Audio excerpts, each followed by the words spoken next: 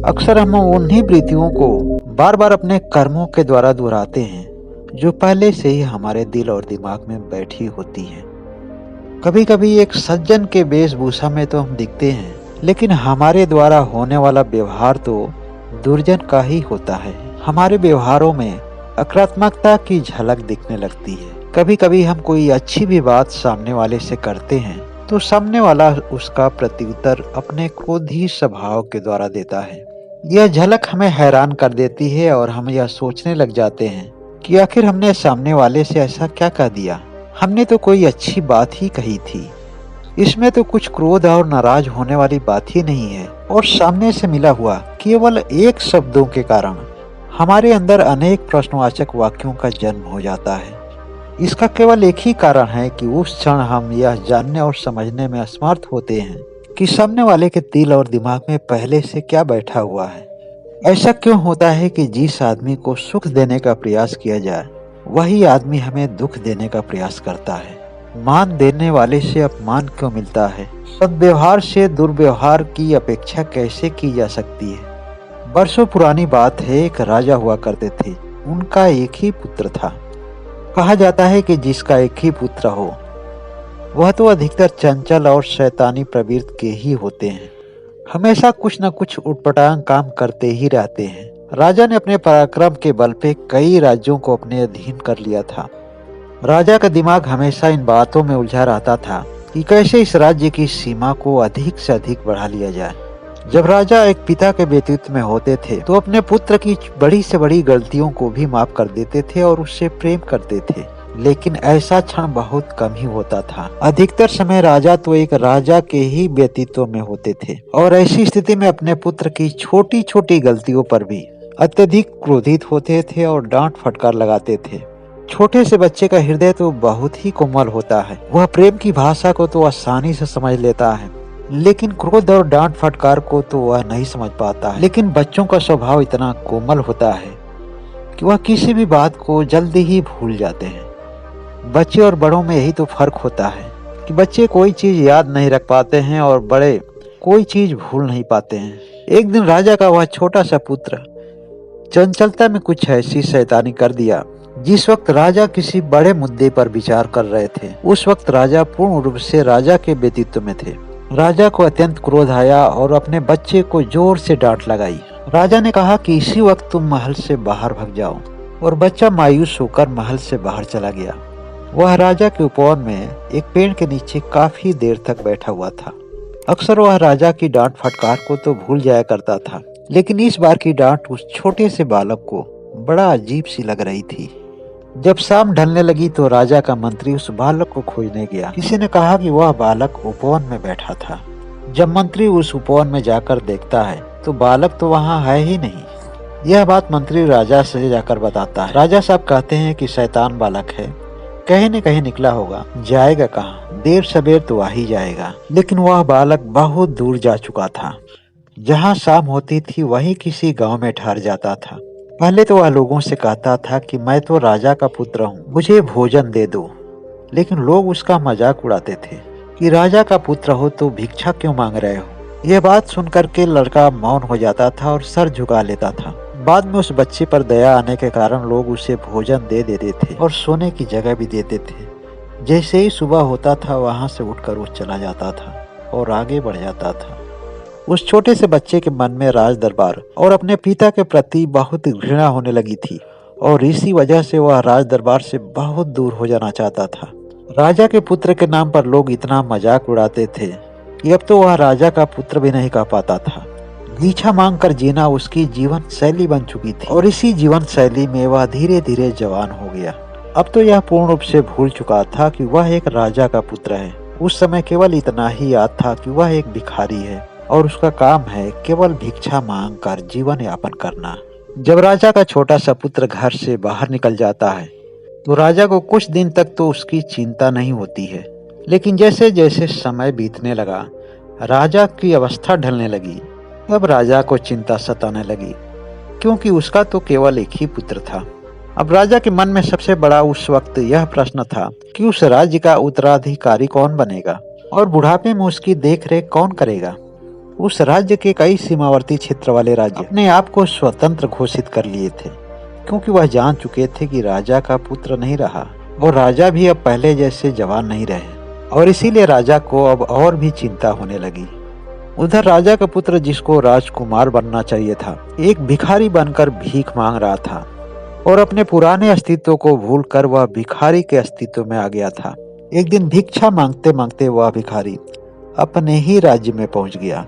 एक दिन संजोग की बात है कि अपने ही महल में वह भिखारी भिक्षा मांगने के लिए पहुंच गया, क्योंकि उसे तो याद ही नहीं रहा कि वह किसी राजा का पुत्र है, और ना ही वहां पर उसे कोई पहचानने वाला था, क्योंकि सभी लोग उसे बचपन में ही देखे थे।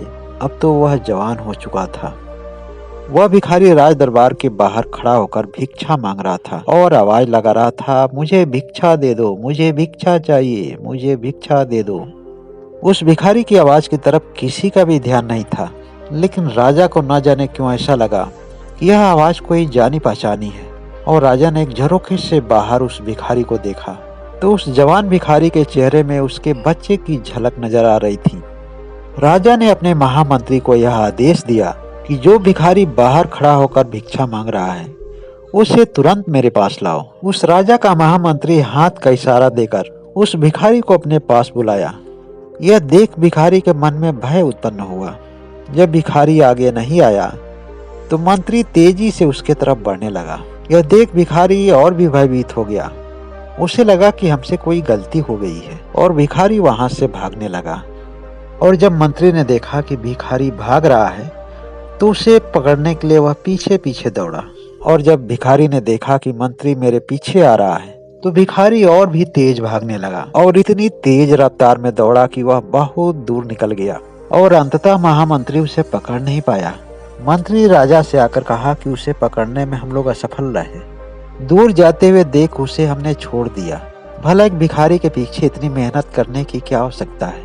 राजा से महामंत्री ने विनम्र भाव से पूछा कि महाराज, क्या यह हमें जानने की अनुमति है कि एक भिखारी से आप क्या जानना चाहते थे? महामंत्री की बात सुनते ही राजा की आंखों में आंसू आ जाते हैं।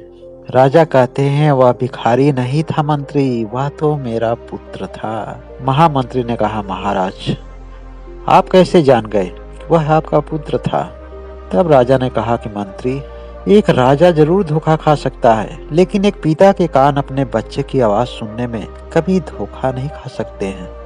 अगर कान धोखा खा भी गए तो एक पिता की आंखें अपने बच्चे को पहचानने में कभी धोखा नहीं खा सकती हैं।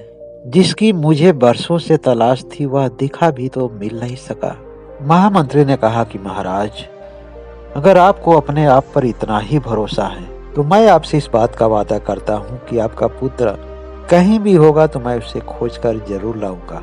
लेकिन आपने देखा नहीं महाराज, वह किस तरह से यहाँ से भाग रहा था। इसका मतलब यह है कि आपका पुत्र अपने बचपन को भूल चुके हैं। उनकी सभी पुरानी यादें उनके दिमाग से निकल चुकी हैं। अगर बलपूर्वक उन्हें लाते हैं तो इसका गलत असर पड़ेगा, जो आपके हित में कभी नहीं होगा।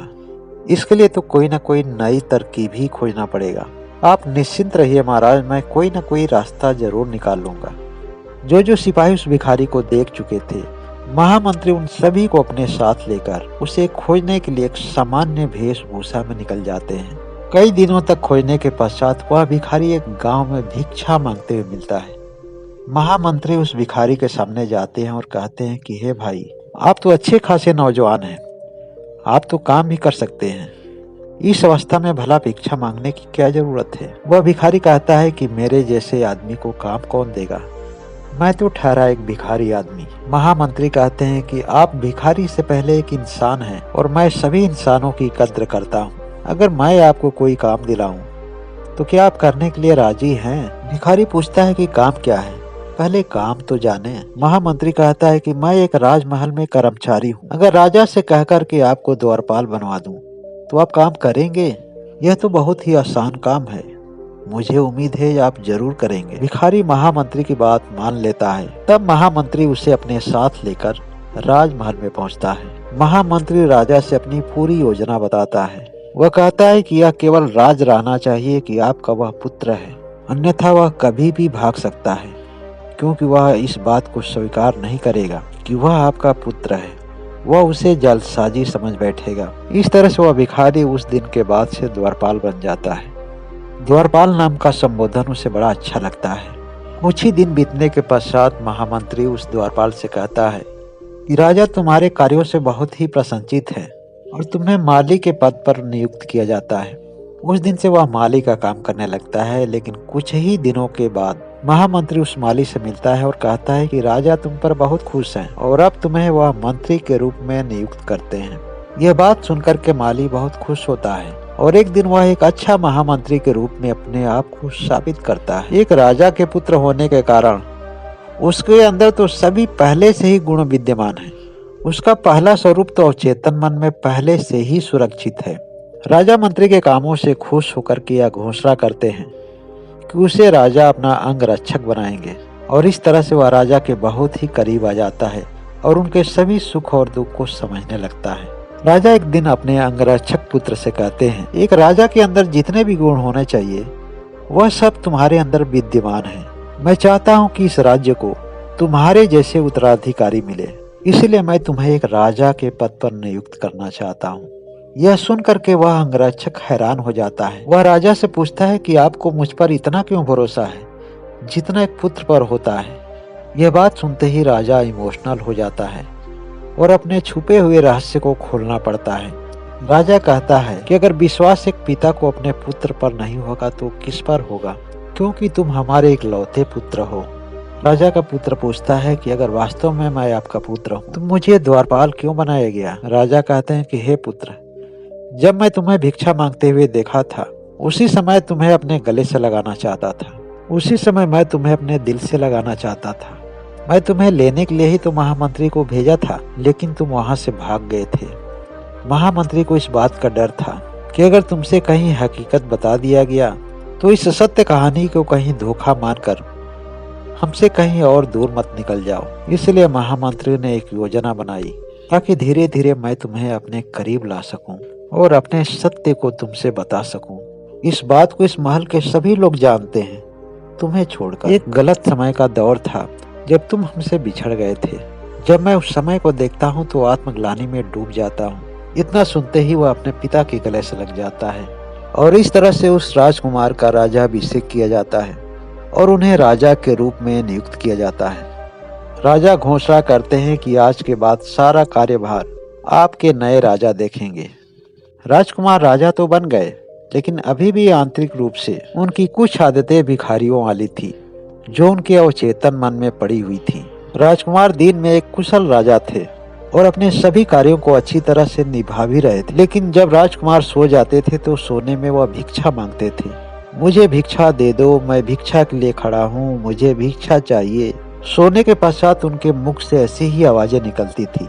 एक दिन उनके पिता राजा ने इन सारी चीजों को अपने आंखों से देख लिया। यह देख उन्हें बहुत चिंता हुई। उन्होंने महामंत्री से इस विषय पर बात किया। महामंत्री ने कहा कि महाराज, इस समस्या का समाधान तो कोई सही जानकार ही कर सकता है। महाराज, मैं शीघ्र ही किसी अच्छे जानकार की तलाश करता हूँ, आप बिल्कुल ही निश्चिंत रहिए। महामंत्री एक ज्ञानी की तलाश में निकलते हैं। बहुत दूर जाने के पश्चात उन्हें एक आश्रम दिखाई देता है। उस आश्रम में एक बहुत ही पहुंचे हुए बौद्ध महात्मा थे।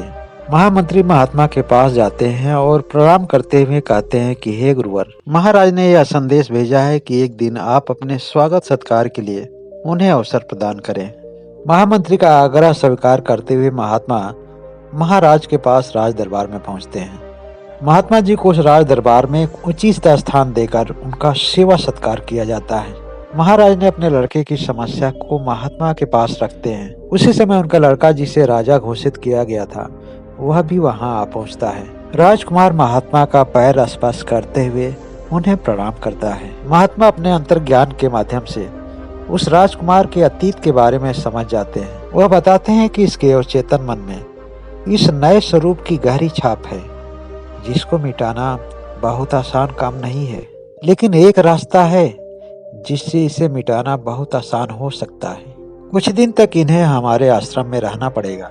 राजा उस राजकुमार को आश्रम में भेजने के लिए तैयार हो जाते हैं और राजकुमार अपने पिता की आज्ञा मान करके आश्रम में चले जाते हैं। राजकुमार शिष्य के रूप में महात्मा के समक्ष संकल्प लेते हैं कि आप जो भी कहेंगे मैं सहज उसे स्वीकार करूंगा। महात्मा राजकुमार को साधना का तरीका बताते हैं और कुछ ही दिनों के पश्चात वह एक अच्छा साधक बन जाते हैं। इसके बाद रात में उन्हें कभी भी भिखारी के सपने नहीं आते हैं। यह देख महात्मा को बहुत ही खुशी होती है। इसके बाद राजकुमार महात्मा जी की आज्ञा लेकर राजमहल चले जाते हैं। राजकुमार को रात में सपने नहीं आते। यह देख महाराज को बहुत ही खुशी होती है। दोस्तों, इस कहानी का मूल सार यही है कि किसी भी बात, किसी भी व्यवहार या किसी भी घटना का जब हमारे अवचेतन मन में गहरी छाप उतर जाती है, जो बार बार हमारे व्यवहारों को प्रभावित करती है, तो इससे बचने का केवल एक ही विकल्प है, एक ही उपाय है। पहला कि हम संकल्प करें और दूसरा कि हम योग साधना का अभ्यास करें। कोई भी व्यवहार जो हम नहीं चाहते हैं उसके बावजूद भी हमसे होता रहता है, तो यह कन्फर्म है कि यह सभी व्यवहार हमारे अवचेतन मन में स्टोर हो चुके हैं। यह मेरी छोटी सी कहानी आपको कैसी लगी कमेंट करके जरूर बताएं। और जो लोग इस चैनल को अभी तक सब्सक्राइब नहीं किए हैं वह सब्सक्राइब करके बेल आइकन की घंटी को जरूर दबा लें। धन्यवाद।